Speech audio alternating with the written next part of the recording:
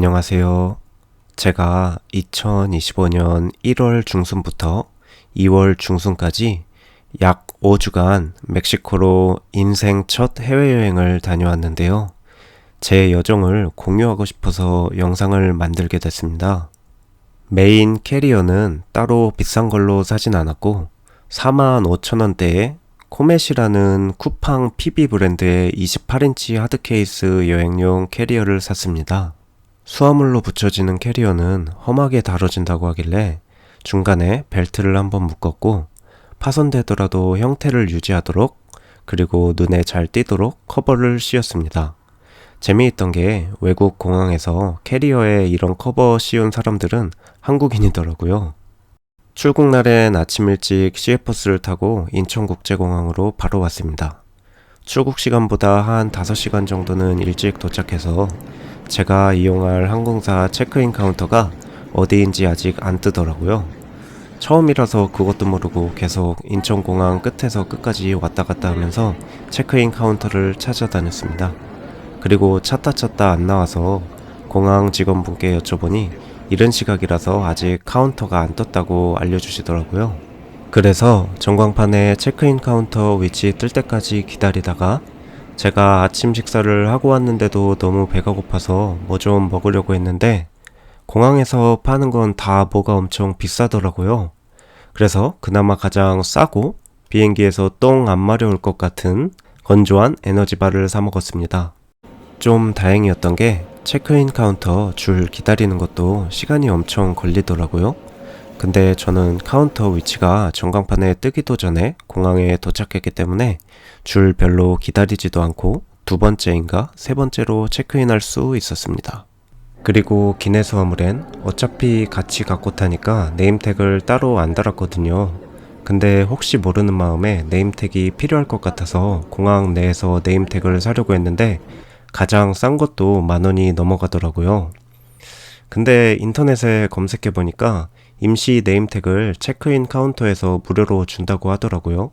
그래서 체크인 수속할 때 카운터 직원분께 여쭤보니 정말 주시더라고요.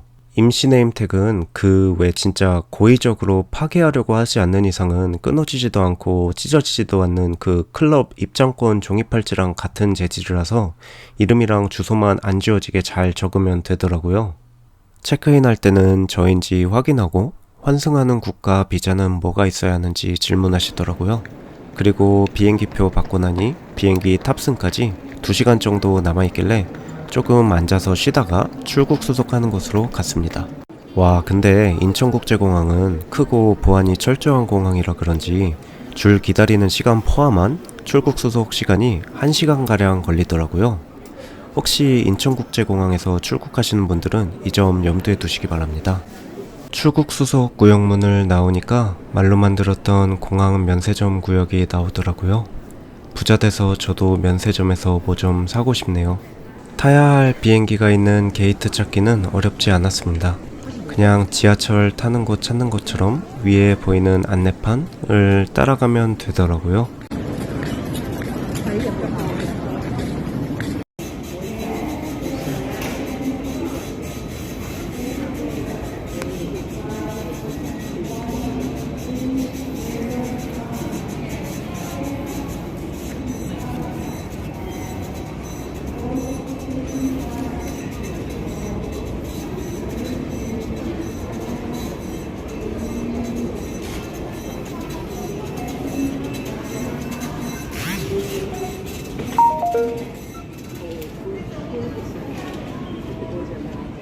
계속해서 좌석의 구역이 3번이신 승객 여러분의 탑승을 시작하겠습니다.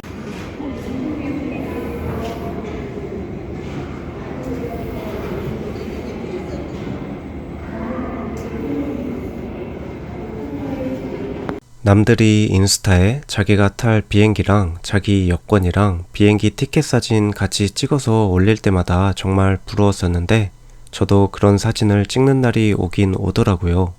역시 인생은 어떻게 될지 아무도 모르는 겁니다.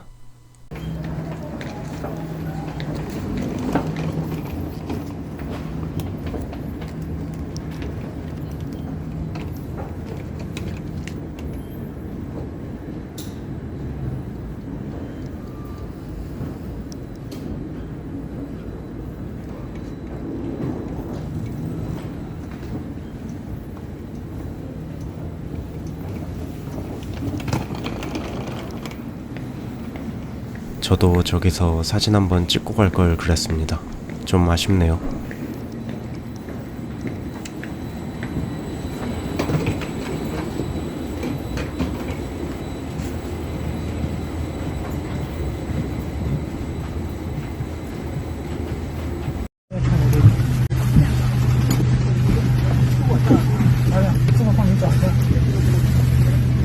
감사합니다.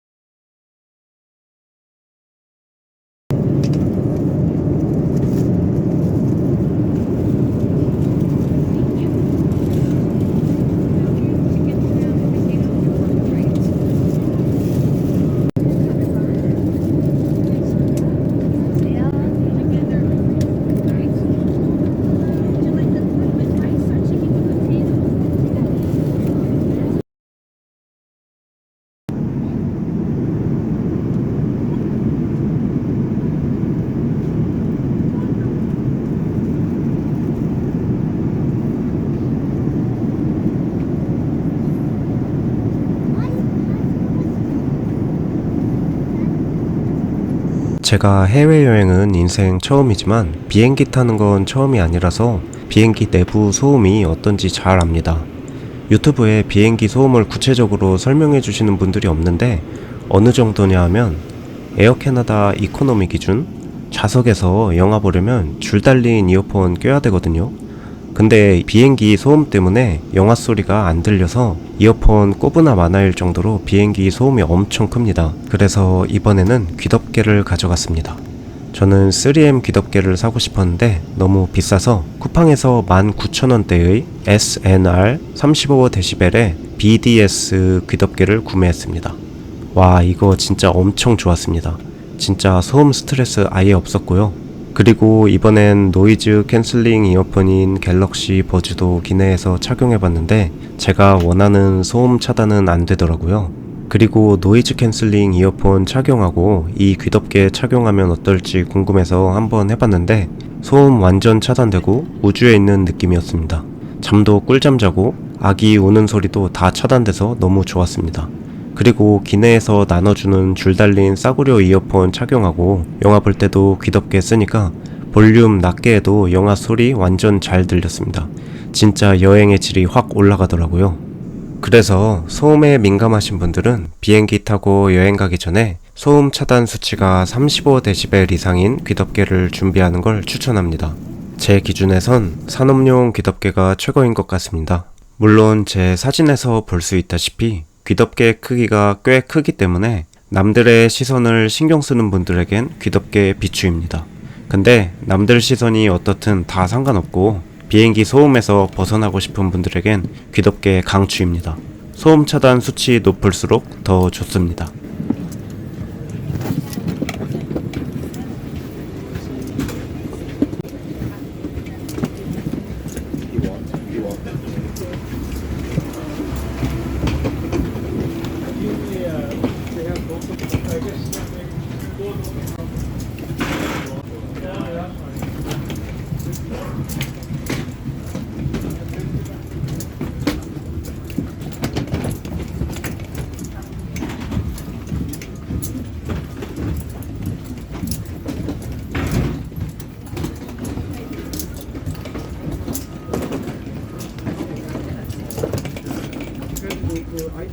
밴쿠버 국제공항에 도착했습니다.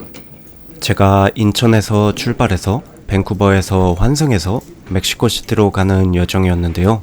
제가 해외여행도 인생 처음이고 직항이 아니라 중간에 한번 환승해서 가는 것도 처음이라서 여행 준비하는 내내 밴쿠버에선 도대체 어떻게 환승해서 멕시코시티에 가야 하는지 이런 거 검색을 엄청 많이 했거든요. 근데 제가 원하는 구체적인 정보는 안 나오더라고요. 그나마 유튜브에 저랑 같은 루트로 멕시코시티에 간 분의 영상이 있긴 했는데 비행기에서 내려서 환승까지 하는 방법에 대해선 말씀해주지 않더라고요. 그래서 저는 엄청 구체적이진 않더라도 도움이 됐으면 하는 바람으로 영상을 올려봅니다. 아, 그리고 멕시코시티에서 인천으로 귀국할 땐 토론토에서 환승했습니다. 일단 짚고 넘어가야 할 게 있는데 밴쿠버 국제공항에서 환승하는 길 찾을 때 표지판이 다 영어로 되어 있습니다. 그렇기 때문에 기본적인 영어는 하시는 게 좋습니다. 영어가 잘 안 되는 분들은 번역기를 활용하면 되니까 너무 걱정은 안 하셔도 됩니다. 그리고 비행기 갈아타는 거 단어 경유 아닙니다. 환승입니다. 다른 비행기로 갈아타는 거기 때문에 절대로 경유가 될 수는 없습니다. 환승입니다. 그리고 캐나다에서 환승할 때 입국 심사를 받든 입국 심사를 안 받고 환승하든 한국에서 미리 캐나다 전자여행 허가인 ETA를 발급 받으셔야 합니다. 이 전자여행 허가는 인천공항 항공사 체크인 카운터에서 캐나다에서 환승할 때 뭐 필요하냐는 식으로 물어보시더라고요.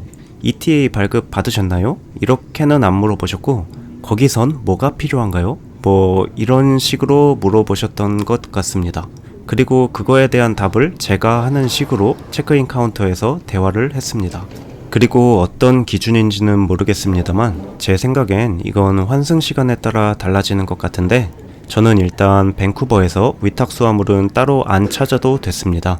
이거는 인천에서 항공사 체크인 카운터에서 위탁 수화물 붙이면서 비행기표 받을 때 물어보니까 알려주시더라고요. 그리고 귀국할 때도 토론토에서 비행기 환승할 때 따로 위탁 수화물 안 찾아도 되냐고 물어봤더니 그거는 멕시코시티 공항에 있는 항공사 체크인 카운터에 물어봐야 한다고 하시더라고요. 여하튼 제가 멕시코시티 가려고 밴쿠버에서 환승한 비행기는 밴쿠버 시간으로 자정이 되기 전에, 그러니까 날짜가 바뀌기 전에 환승하는 비행기라서 그런지 아님 공항 영업시간이 끝나기 전에 환승하는 비행기라서 그런지 위탁 수화물은 그냥 항공사에서 자동으로 환승하는 비행기로 옮겨주더라고요. 근데 멕시코시티에서 토론토에서 환승하고 인천으로 귀국할 때는 환승하는 비행기 출발이 토론토 시간으로 자정 이후, 그러니까 다음 날이었거든요.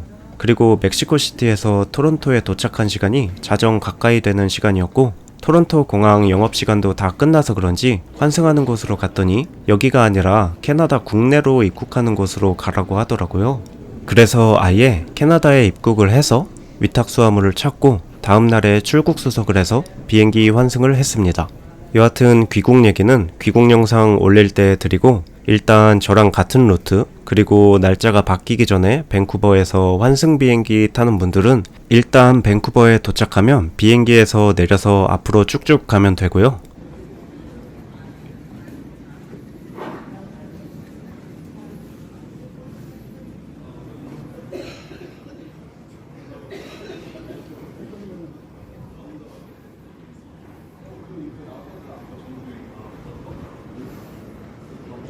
쭉 가다가 어라이벌스랑 캐나다 커넥션스 표지판이 있길래 나는 이어서 가는 거니까 커넥션스로 가야겠지? 하고 오른쪽으로 갔는데 그냥 같은 공간으로 이어지더라고요.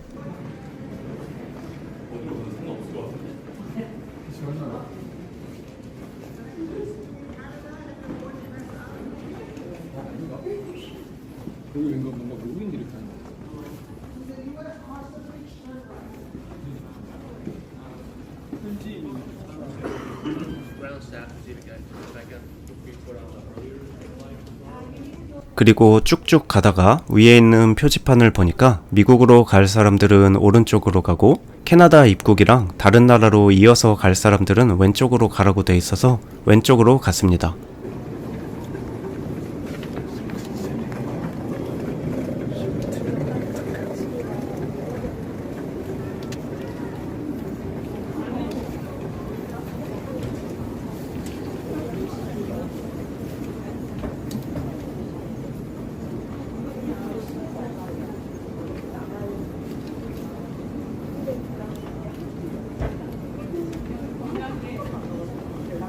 가다 보니까 길 중간에 쭉 직진하라고 돼 있더라고요.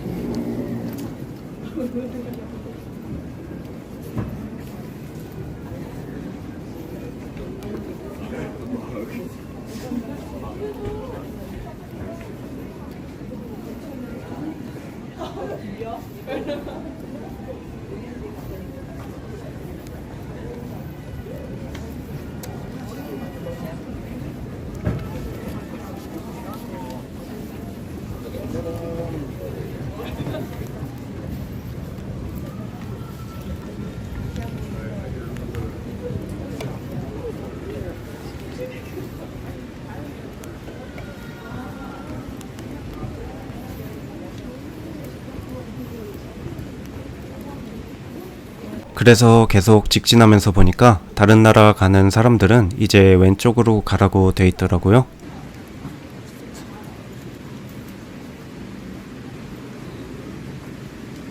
그래서 왼쪽으로 갔습니다. 그리고 직진하니까 다른 나라로 가는 사람들 들어가는 입구가 바로 나오더라고요.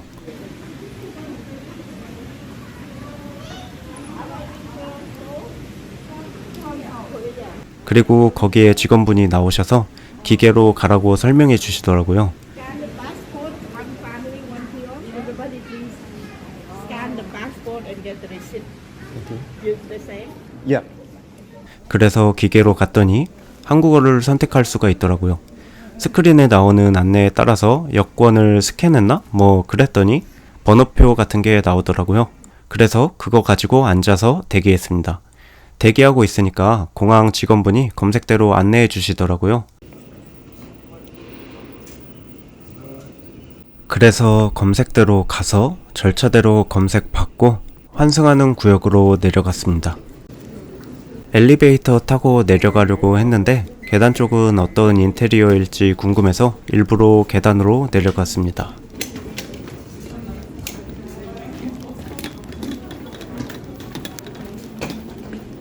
그리고 다른 국제공항들도 그런지는 모르겠는데 밴쿠버 국제공항은 검색대에서 에어캐나다 비행기에서 준 물을 회수하더라고요. 그게 좀 인상 깊었습니다.